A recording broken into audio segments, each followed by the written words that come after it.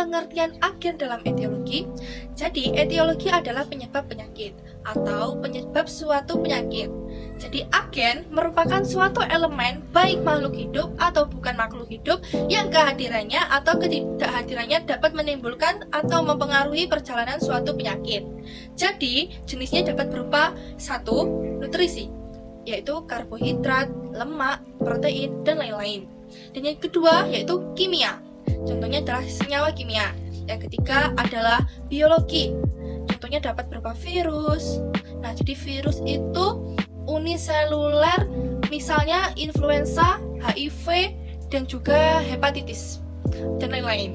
Nah, yaitu seperti bakteri, yaitu uniseluler, berkembang biak di dalam dan juga di luar tubuh, dan juga jamur, bespora dengan reservoir tanah rickettsia yang ukurannya antara virus dan bakteri. Dan protoza adalah metazona multiseluler, yaitu virus, bakteri, jamur, parasit, dan lain-lain. Dan fisik, sinar matahari, radiasi, dan juga lain-lain. Dan yang terakhir adalah mekanik, yaitu jatuh, trauma. Nah, sekarang mengapa sih jenis kelamin, usia, keturunan, dan ras menjadi etiologi dari faktor loss? Kenapa ya? Karena jenis kelamin dapat mempengaruhi kesehatan seseorang. Misalnya, suatu penyakit yang hanya bisa dialami oleh wanita dan tidak bisa dialami oleh pria. Selanjutnya itu usia.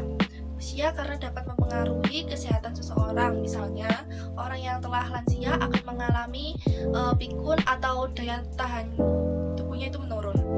Selanjutnya keturunan. Keturunan dapat mempengaruhi seseorang. Misalnya, keturunan penyakit diabetes, mata minus, dan lain-lain. Selanjutnya itu ras. Ras dapat mempengaruhi kesehatan seseorang karena ketika seseorang memiliki kulit yang putih, maka dia akan cenderung terkena penyakit kanker.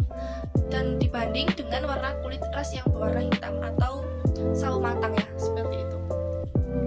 Mengapa ilmu patologi atau ilmu tentang penyakit itu perlu dipelajari oleh asisten tenaga kesehatan? Dan sebutkan dan jelaskan 5 istilah dalam patologi. Jawabannya, karena seseorang asisten tenaga kesehatan perlu mempelajari ilmu penyakit untuk mendiagnosis penyakit yang diderita oleh pasien, dan untuk memutuskan langkah pencegahan dan pengobatan yang tepat, serta menentukan penyakit yang parah agar diketahui permasalahannya.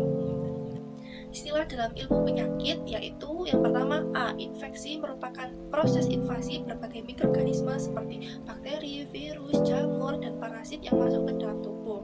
Yang selanjutnya B. Alergi adalah reaksi berlebihan sistem kekebalan tubuh terhadap sesuatu yang dianggap berbahaya walaupun sebenarnya tidak berbahaya. C. Inflamasi, yaitu suatu respon terhadap berbagai jenis penyebab yang merugikan sehingga menimbulkan kerusakan baik karena infeksi ataupun trauma dan iritasi. D. Tanda-tanda peradangan seperti rubor, kolor, dolor, dan tumor dan juga fusiolesa.